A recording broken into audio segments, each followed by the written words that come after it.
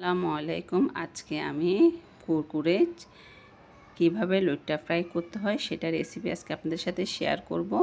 দেখতে থাকুন। উপর দিয়ে ক্রিসপি আর ভিতরে অনেক সফট লইট্টা ফ্রাই। আমি যেভাবে তৈরি করি একদম এক প্লেট ভাত নিমিশে আপনারা শেষ করে ফেলতে পারেন।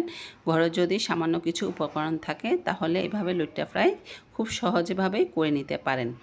সর্বপ্রথম আমি লইট্টা মাছটা ভালো করে হলুদ লবণ দিয়ে ধুয়ে পানি ঝরিয়ে তারপরে এটা নিয়েছি পরিষ্কার করে। এর মধ্যে কিন্তু আমি ফিশ সস দিয়ে দিব 1 টেবিল চামচ। আপনারা চাইলে সেটা স্কিপ করতে পারেন, আমার কাছে যেহেতু ছিল আমি সেটাই দিলাম। ফিশ সস দিলাম, এরপর সয়া সস দিব আধা টেবিল চামচ পরিমাণে একটু কম দিব। লবণের পরিমাণ একটু বুঝে শুনে দিতে হবে, যেহেতু সয়া সস দিয়েছি, ফিশ সস দিয়েছি, সেখানে কিন্তু প্রচুর পরিমাণ লবণ থাকে, যার কারণে লবণের পরিমাণটা একটু কমিয়ে দিব। এর মধ্যে আমি কিন্তু এক এক করে সবগুলো মশলা দিয়ে দিব। সামান্য কিছু উপকরণ দিয়ে খুব ঝটপটভাবে আপনারা বাসায় তৈরি করতে পারবেন, তেমন বিশেষ কিছুই লাগবে না। এখানে আমি পেঁয়াজ বাটা দিয়ে দিব আধা টেবিল চামচ। আমার যেহেতু লইট্টা মাছটা কম, সেই জন্য আমি আধা চামচ পেঁয়াজ বাটা, আধা চামচ রসুন বাটা, আর আধা চামচের চেয়ে একটু কম আদা বাটা দিব। আদা বাটাটা আপনারা চাইলে দিতে পারেন, আবার চাইলে নাও দিতে পারেন। আমার কাছে যেহেতু ছিল, যাই হোক আমি দিলাম। এখানে আদা বাটা আধা টেবিল চামচের চেয়ে একটু কম দিবেন, চাইলে নাও দিতে পারেন আদা বাটাটা। এরপর আমি লেবু দিয়ে দিব। একটা লেবু আমি সুন্দর করে এটা চেপে তারপর লেবুর রসটা দিব। অবশ্যই লেবুর রসটা দেওয়ার চেষ্টা করবেন।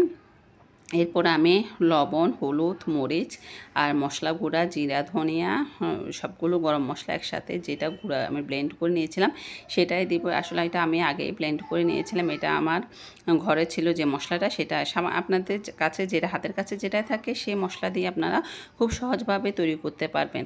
এটা কিন্তু আমি ম্যারিনেট করে পরিমাণ মতো লবণ দিব। লবণ কিন্তু একটু বুঝে শুনে অল্প পরিমাণে দিতে হবে, যদি লাগলে প্রয়োজন হয় আবার দেওয়া যাবে, সেটা সমস্যা নেই।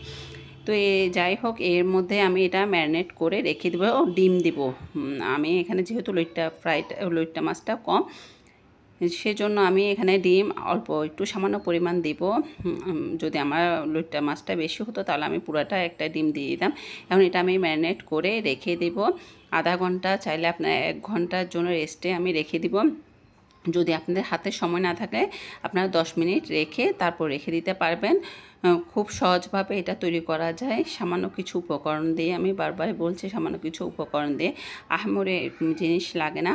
তো এটা আমি আধা ঘন্টার জন্য রেস্টে রেখে দেবো। যখন ভাজবো, এটা কিন্তু গরম গরম খেতে কিন্তু অনেক মজা, গরম ভাতের সাথে এটা খেতে খুবই মজা। এর মধ্যে কিন্তু আমি চালের গুঁড়া দিয়ে দিব। আপনারা চাইলে এখানে কর্নফ্লাওয়ার দিতে পারেন, চাইলে ময়দাও দিতে পারেন। চালের গুঁড়া দিলে একটু ক্রিস্পিটা বেশি হয়, সেজন্য আমি চালের গুঁড়াটা দিয়ে দিলাম, বেশ পরিমাণ চালের গুঁড়া দিয়ে দিলাম। এরপর আমি গরম তেলের মধ্যে, তেলটা ভালো মতো গরম হয়ে গেলে এখানে ভেজে নিব। আজকে লইট্টা ফ্রাইটা কেমন লেগেছে আপনারা অবশ্যই বাসায় ট্রাই করবেন। কেমন লেগেছে অবশ্যই কমেন্ট করে জানাবেন। সবাই ভালো থাকবেন, সুস্থ থাকবেন। আজকে এ পর্যন্ত। পরবর্তী ভিডিও নিয়ে হাজির হব। আসসালামু আলাইকুম।